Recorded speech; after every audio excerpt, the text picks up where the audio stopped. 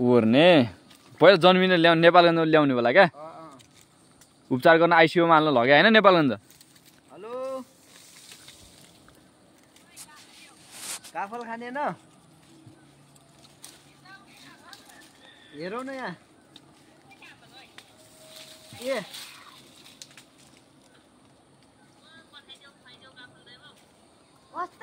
आनन्द के गर्ने हो र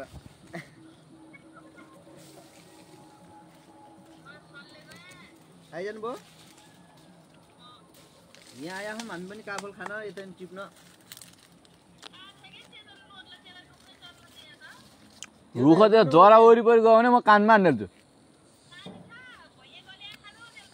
कहाँबाट खायो बस्याउँछ देख्नुभयो मेरो कबाट लाउँछ त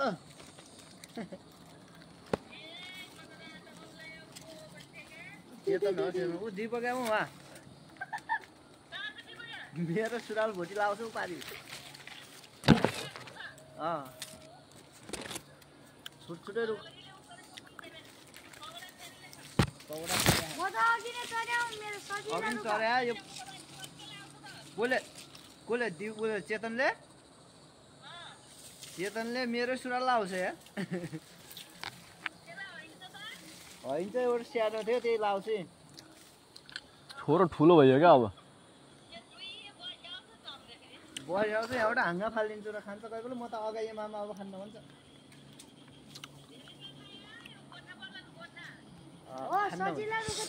अघि नै चर्याएको थियो रुख तल त सानो रुख चर्याएको थियो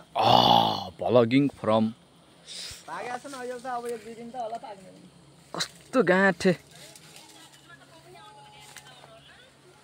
यस्तो भएको नि हेर्नु त अब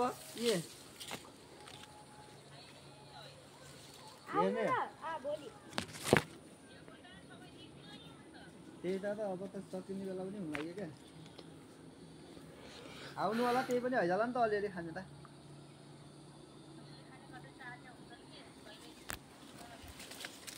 पहिले त के हुँदो र अलिक छिटो आउनु पर्यो हामी त ल्याइन बड्डालाई ल्याइन आएर पनि बड्डा गइयो त्यो आस्ति न हैरान भएको थियो अघि न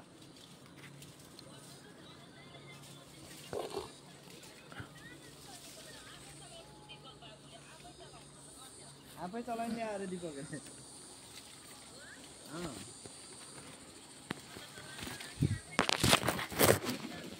गइयो त्यो त्यतै भाइयो त्यो बड्डा यही घरैसम्म यही खाइन् थियो उहीँ घर पार्टीबाट गइयो थियो क्या अटो घुमाइन यहाँ खाना पाकेको थियो खाना खाइन गएर काफल थियो बेल पिदिया आउँछ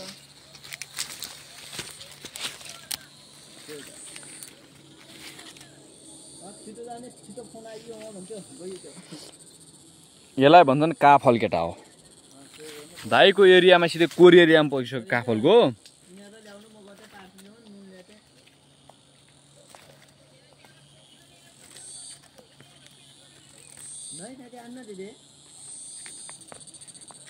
बाइक गरी आउँछ गाडी तल ठाउँमा त आउँथ्यो अनि बड्डो आस्ति आउँथ्यो उहीँ माथिबाट गइयो त्यो नै कि उहीँतिर आउँछ भुइँगा माथि कि रोड अटो त त्यहाँ आउँछ नि तपाईँ आयो भने हिँड्दै आउनु पर्दैन क्या जना अङ्कल आउँछन् पारे हाम्रो कान्छा बाजा छोरा कति लग्छन् त्यो 150-200 कति लग्छन् भाडा 200-250 लग्दा नि हलङ्गादेखि हिँड ल्याउँछ नि तिमीले भने अटो आइरहन्छ यति टिप्याएको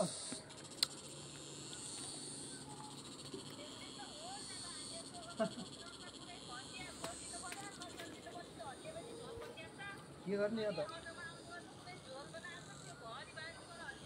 भरि हुने हो कि होइन त्यो त अहिले लाग्यो हाम्रै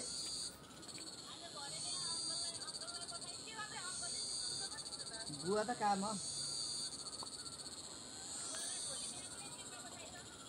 बिहानतिर घाँसपात काट्ने हुन्छ त्यही बुवा त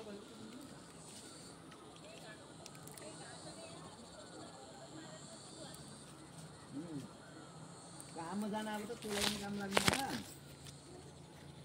बिहानै गइजानुहुन्छ क्या 7 बजीतिर गइजानुहुन्छ दसैँ दिन त होला अब 2-4 दिन होला कि बाँध्नु आउनु